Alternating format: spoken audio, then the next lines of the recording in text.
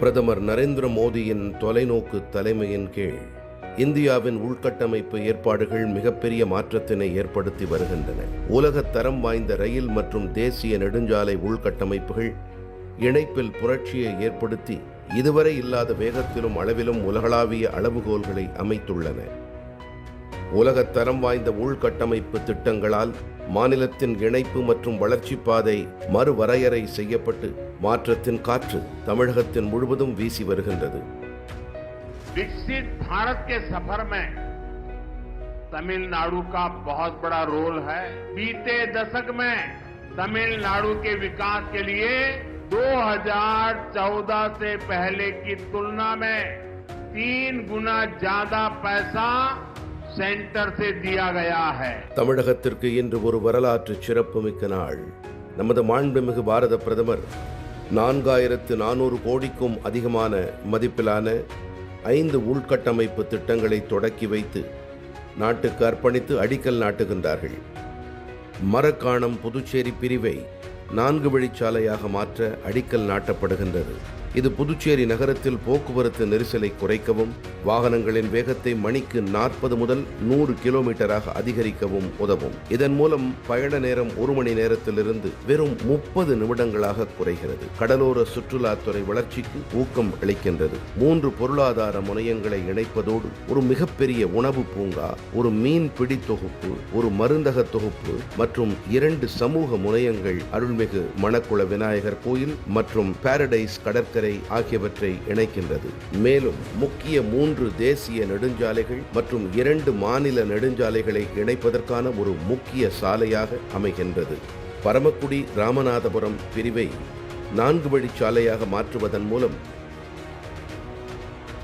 மதுரை, ராமேஸ்வரம் மற்றும் தனுஷ்கோடி போன்ற புனித தலங்களுக்கு விரைவான பயணம் உறுதி செய்யப்படும். இந்த இடங்களுக்கு வருகை தரும் லட்சக்கணக்கான பக்தர்களுக்கு பாதுகாப்பான மற்றும் விரைவான பயணத்தை உருவாக்கி தரும். மேலும் விவசாய மற்றும் கடல் சார்ந்த பொருட்கள் உள்நாட்டிலிருந்து புதிய சந்தைகளுக்கு வேகமாக கொண்டு செல்லப்படும். இது 5 பொருளாதார முனையங்கள், 2 மீன்பிடி தொகுப்புகள், ஒரு சிறப்பு பொருளாதார மண்டலம், ஒரு மிகப்பெரிய உணவு பூங்கா மற்றும் ஒரு ஜவுளி தொகுப்பினை இணைக்கும் திட்டமாக செயல்படுத்தப்படும்.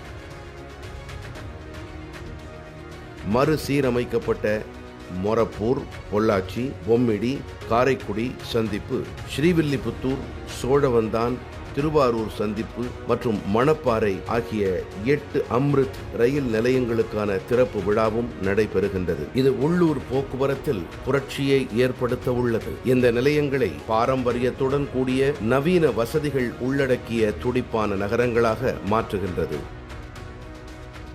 தேசத்திற்கு அர்ப்பணிக்கப்படும் திட்டம்.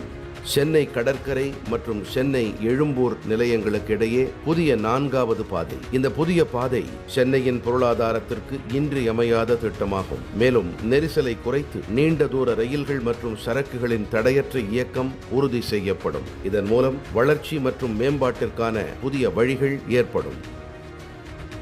தமிழ்நாட்டில் கும்பகோணம், ஏற்காடு, வேலூர் என 3 இடங்களில் புதிய பண்பலை அஞ்சல் நிலையங்கள் திறக்கப்படுகின்றன. இவை 15 மாவட்டங்களுக்கு 24 மணி நேர பண்பலை ஒலிபரப்பை உறுதி செய்யும். இது 18,000 சதுர கிலோமீட்டர் பரப்பளவை உள்ளடக்கியதாக இருக்கும். இதனால் 30 லட்சம் மக்கள் பயனடைவார்கள்.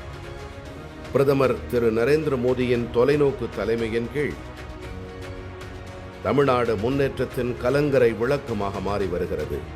இது வளர்ச்சியடைந்த தமிழ்நாடு,